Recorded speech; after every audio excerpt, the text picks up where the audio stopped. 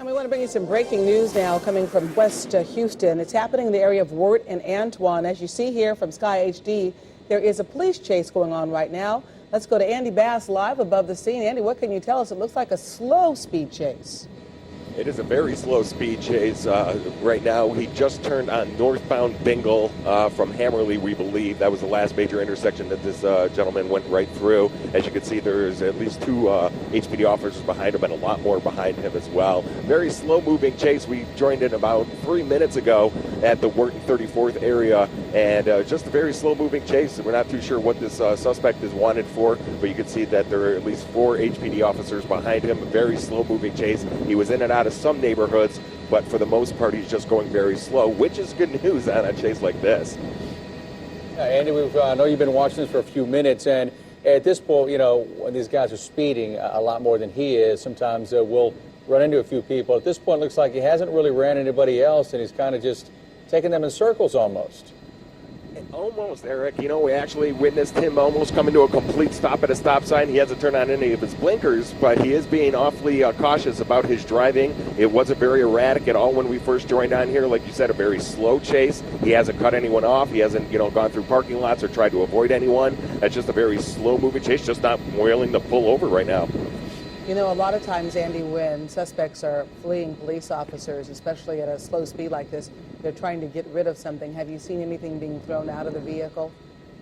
Have not, and all the windows have been rolled up since we have joined the chase, so there has not been anything thrown out of the vehicle as of yet. And Andy, I know sometimes you'll get different vantage points on this, just the way you're able to swing around Sky HD. Have you been able to tell how many people could possibly be in this, what looks to be a white Chevy Tahoe? I have not been able to put my camera in there to see how many people. Obviously, there's at least one person in there driving that vehicle. Haven't heard anything more on the scanners to see how many other people, if there is any other people in that vehicle. He's having to slow down right here. You said he blew through an intersection before, didn't you, that he had blown through a light? It looks like he's stopping here. I see a police officer on ground there.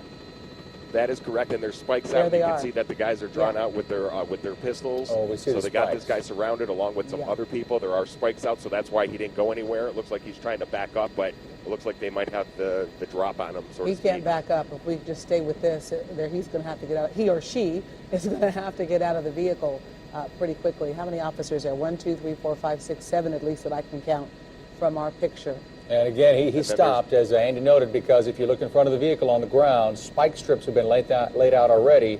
So at this point, they've got that passenger door open.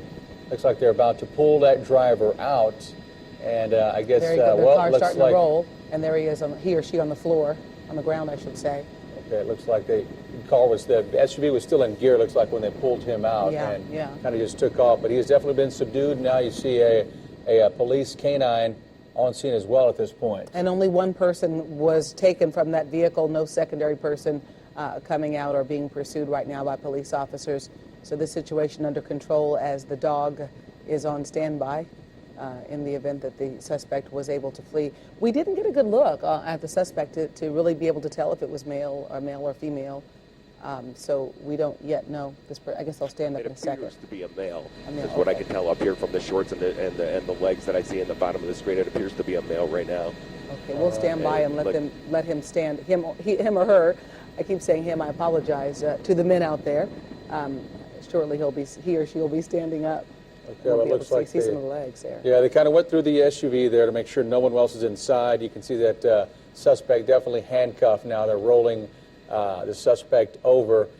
Looks like we'll continue to gather information on this, folks, and anything else we get as to especially how this chase started and what this man's accused of.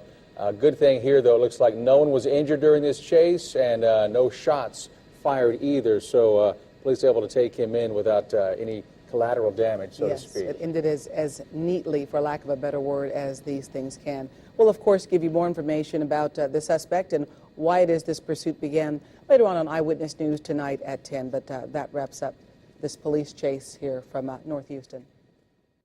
But we begin with new developments in a chase we brought you as breaking news right here on Eyewitness News at 6 earlier this week. This evening, we are hearing from the driver who watched this dramatic scene unfold right next to her car.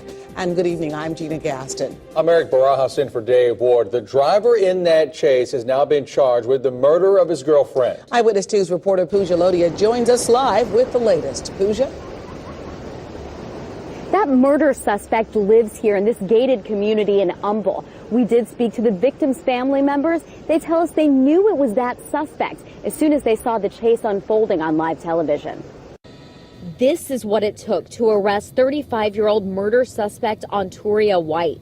Dozens of investigators chased him through northwest Houston on Tuesday. I was only thinking about the public because they were in danger. Deputies finally managed to throw down a spike strip and surround White's SUV. See that white car next to it? She's sitting here, so the first thing I do is just fold her down, and then I start pushing her to the floor. Tisha De Leon and her 10-year-old daughter Emily just happened to be in the crossfire. And the suspect said, "Shoot me, I'm not going to jail, you can shoot me." And all you can think is, please don't shoot him. De Leon says investigators told her to put the car in park. One of them then used the car as a tool, alternating between hiding behind it for cover and lying on top of it, always with his gun aimed. You have 3 guns on the other side. If one misses, one ricochets, they keep shooting and one hits the car the bad way, it's coming directly in here, and we have nowhere to go. We have no option. The Harris County Sheriff's Office says the pursuit was, quote, fluid and dynamic, and deputies did what they had to arrest a dangerous and possibly armed murder suspect. But policy allows deputies to give up chase if the situation gets too dangerous. Quote, the deputy's ability to supervise or control other motorists by the nature of existing circumstances is limited, and it is his or her duty to avoid contributing to the danger already created by the violator. If they had enough time to block the intersection, put out spikes, and post up on the car, then you had enough time to tell me, get out. And De Leon says she does not blame those investigators. She feels like they were just doing their jobs, but she does wish that she didn't have to be involved in this whole chase. Meanwhile, White is due back in court later on this month. Live in Humble tonight, Pooja Lodia, 13 Eyewitness News.